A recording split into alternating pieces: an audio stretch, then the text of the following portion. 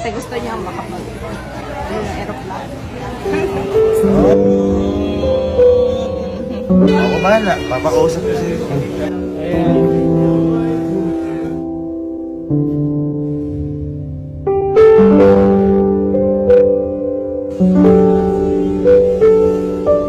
So, habang nalilibot po kami ngayon dito sa Taiwan, love, kanina, may binulong sa akin si Mama. Ano? Kung mapapansin mo kasi dito sa Taiwan, para siyang Macau. Ay, oo. Ah, di ba, ayan o, para siyang isa, sa Senado Square.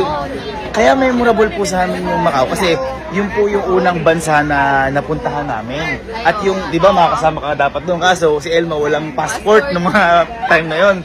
Ngayon, yung perang ginamit lang po doon, niloan lang po ni Papa. Inutang namin, 3 taon po namin binayaran yun para lang makapunta kami sa bansa. At yun nga po, yun yung una at huling bansa na puntahan namin magkakasama kaming pamilya. Kaya sobrang memorable po sa amin ito. Ayan, kasi, di ba love you sa Macau? Puro ano kami nun, puro pre-taste lang po kami umaasa noon kasi nagbaon lang po kami ng mga cup noodles galing Pilipinas kasi wala nga po kami pera. Kaya, ganyan, ang sabi sa akin kanina ni Mama, parang bumulong sa akin ganyan, Nak, mamimiss ko yung papa mo. Sabi niya sa akin gano'n. Ako kaya ako, parang umano yung ako. Oo, parang umano yung puso ko, sabi ko natouch naman ako. Sabi ko na, teka, kasabihin ko lang, bye.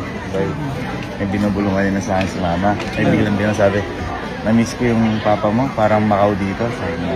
Ay, oo nga. Diba? May mga pre-taste. Eh, syempre. At saka tayo noon, di ba, puro free taste tayo noon kasi wala naman tayong pera, doon lang tayo maas eh. Pero gagawin natin ang paraan yan, yung pagka-miss ni Papa, yung pagka-miss ni Mama kay Papa na yan. Ang bahala. Tanongin natin si Mama. Sabi din, hindi naman yung sa akin. Ayan. Hindi ko kasi sinabi yun.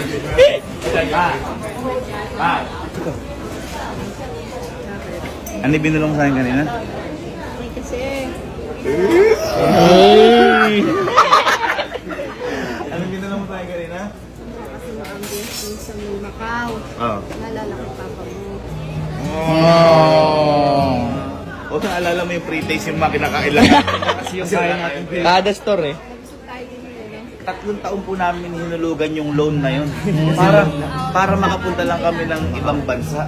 Ganun siya, ganun kalalayo na Birthday ko kasi ayun, birthday ni Papa. Tapos Ano siya yun nga, nag-birthday oh. kaya sabi ko, wala talagang magiging value pera kapag nawala ni tao. Kasi yun yung una't huli nating ibang bansa na magkakasama. Tama.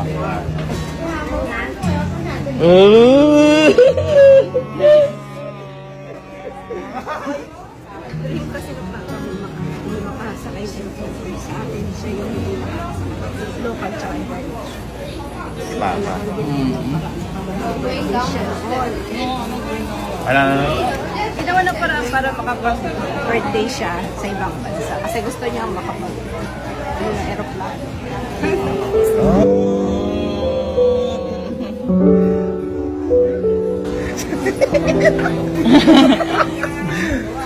Lumpas ba ba? Huwag kang umiyak. Huwag kang umiyak. Hindi. Lawit sa inyo eh. Okay lang yan. Mahirap naman kung sumama ngayon si Papa. Oo.